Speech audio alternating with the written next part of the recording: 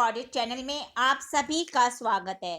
दोस्तों, पिछले अध्याय में हमने आचार्य हजारी प्रसाद द्विवेदी जी की भाषागत विशेषताओं पर चर्चा की थी और जाना था कि किस प्रकार उन्होंने अपने निबंधों में संस्कृत प्रधान तत्सम शब्दावली को सहज और सरल रूप से प्रयुक्त किया है।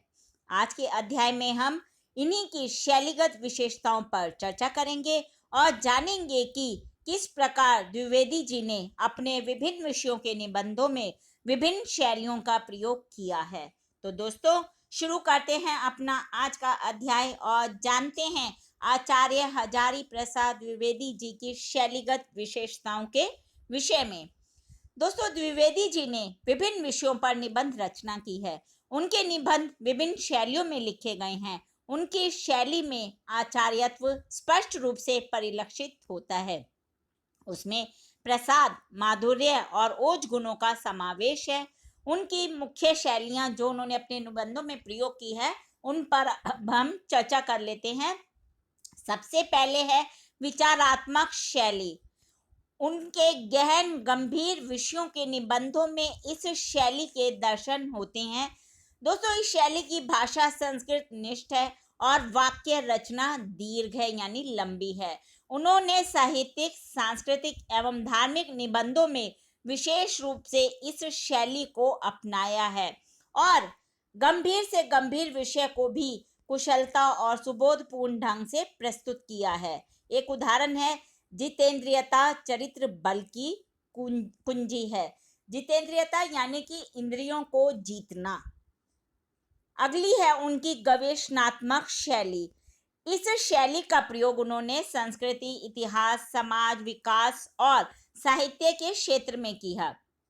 साहित्य के विभिन्न पक्षों पर विचार करते समय तथा शब्दों के नाम, गोत्र, कुल, शील का पता लगाने में उनकी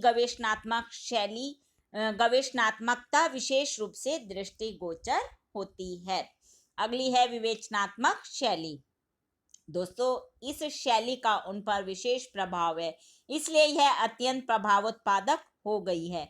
कहीं कहीं तो वे वाक्यों की लड़ी सी गूंथ देते हैं और उससे भी सही वाक्यों को एक ही शब्द से प्रारंभ करके भाषा में लय और सौंदर्य का समावेश कर देते हैं। एक उदाहरण मैं आपको बता रही हूँ उन्हीं की निबंध का।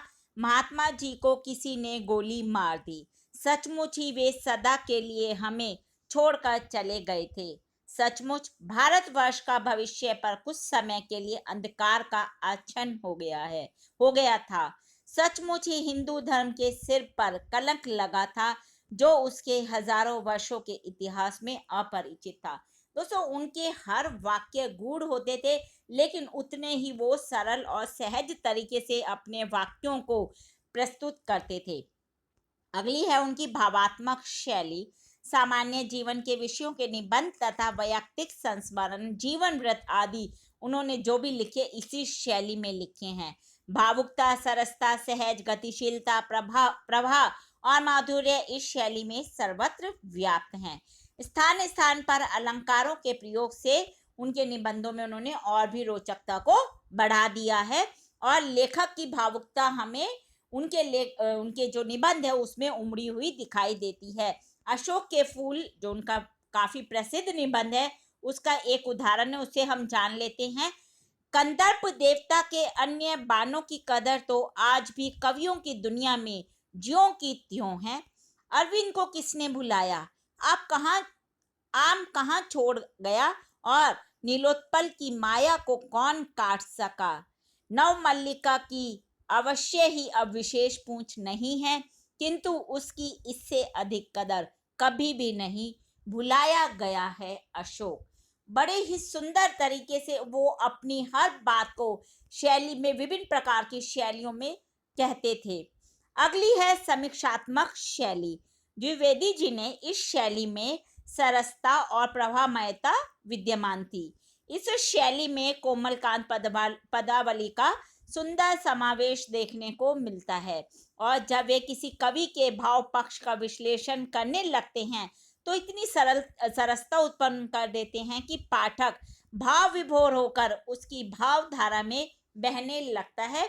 उसका एक उदाहरण भी आपको बता देती हूँ। किसी मसखरे आंकड़ेबाज ने हिसाब लगाकर अपनी जानी हुई दुनिया की सारी कहानियों, नाटकों और उपन्यासों की कथाओं का वर्गीकरण करके बता दिया था कि दुनिया में केवल सात ही प्लाट है जो भिन्न भिन्न रूपों में लिखे गए हैं और भविष्य में भी लिखे जाएंगे। अगली है वर्णनात्मक शैली। द्विवेदी जी ने वर्णन प्रधान निबंधों में इस शैली का आश्रय लिया है। इस शैली की भाषा सरल तथा प्रभावपूर्ण है। बसंत आ गया है लेख उनका एक बहुत ही प्रसिद्ध लेख है। उसका एक उदाहरण आपको बता रही हूँ। जिस स्थान पर बैठकर लिख रहा हूँ उसके आसपास कुछ थोड़े से पेड़ हैं। एक शीर्ष है जिस पर लंबी लंबी सूरती छिम्मियां अभी लटकी हुई हैं। अगली है सूत्रात्मक शैली जो उन्होंने अपने निबंधों में प्रयोग की। द्विवेदी जी के निबंधों में जहां बौद्धिकता अधिक प्रखर हुई है, वहीं उनके वाक्यों ने सूत्र का रूप धारण कर लिया है।